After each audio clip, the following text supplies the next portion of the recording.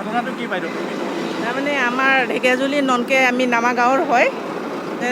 আমাৰ ঘৰৰ ওচৰৰে ছোৱালী এজনী মানে তাইৰ মনোৱাৰা বেগম, তেওঁৰ মানে আজি ঈদৰ 5-6 দিনৰ পিছৰ পৰা ৰফিকুল ইছলামৰ নামৰ মানুহ এজনে মানে তাইক মানে নিৰ্যাতন চলাই আছে, ধৰ্ষণ কৰিয়ে আছে। তাইক মানে যেতিয়াই কৰিব আহে তেতিয়াই মানে তাইক কি কৰে, চুৰি কটাৰী দেখায় বা কাৰোবাক ক'বলৈ মনা কৰে, মাকক ক'ব মনা কৰে। মাকেও ৰাতিপুৱা 5টা বজাত বগানৰ কামত গুচি যায়। তাৰপিছত আহে সন্ধিয়া, বাপেকটোও কনা, ঘৰতো আৰু এনে কোনো মানুহ নাইকিয়া, তাত নাথাকে। তাই কেনেকৈ কৰি কেনে মানে ভাবুকি দি তাইৰ লগত নিৰ্যাতন চলাই আছে। তাৰপিছত যোৱাকালি ৰাতিপুৱা 8টা বজাত তাই মানে আজি 2.5 মাহৰ পৰা তাইৰ মানে প্ৰেগনেঞ্চি মানে হেৰি হৈ গৈছে, বন্ধ হৈ গৈছে, MC হোৱা। তাৰপিছতে মানে মাকক মানে তাই উপায় নাপায় ক'বলগীয়া হ'ল।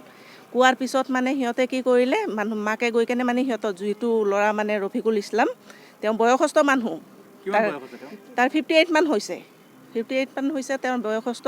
তাৰো ছোৱালী বিয়া দিয়া হৈছে, নাতিপুতি আছে, ল'ৰা ছোৱালীও আছে ডাঙৰ ডাঙৰ।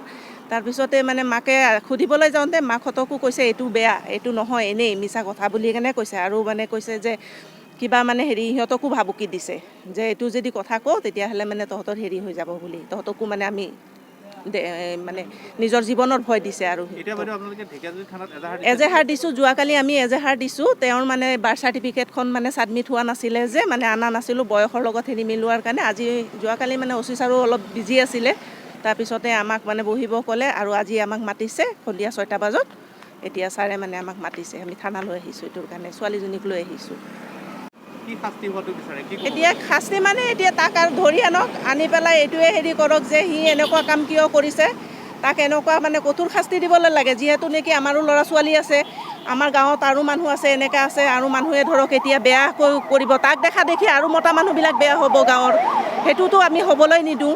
আমি সেইটো কাৰণে আজি ৰাতিপুৱাৰ পৰা গোটেই মহিলা একগোট হৈ কেনে আমি মানে সিদ্ধান্ত লৈছোঁ যে তেওঁক শাস্তিও দিব লাগে। আৰু সি আজি নিজে আহি কেনে ছোৱালীজনীক কি ব্যৱস্থা কৰিব সেইটো সি কৰিবলৈ লাগে। সি কিয় লুকাই থাকিব লাগে? সি নিজে যদি বেয়া কামটো কৰিছে, লুকাবতো নালাগে।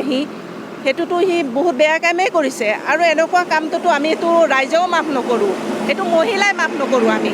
কিয়, আমাৰ ল'ৰা ছোৱালী আছে, আমাৰো গাভৰু ছোৱালী আছে ঘৰত, আমি এইটো মাফ নকৰোঁ। তাক শাস্তি দিবও লাগে আৰু সি আমাৰ ওচৰত নিজে আহিবলৈ লাগে, সেইটো আমি জানো।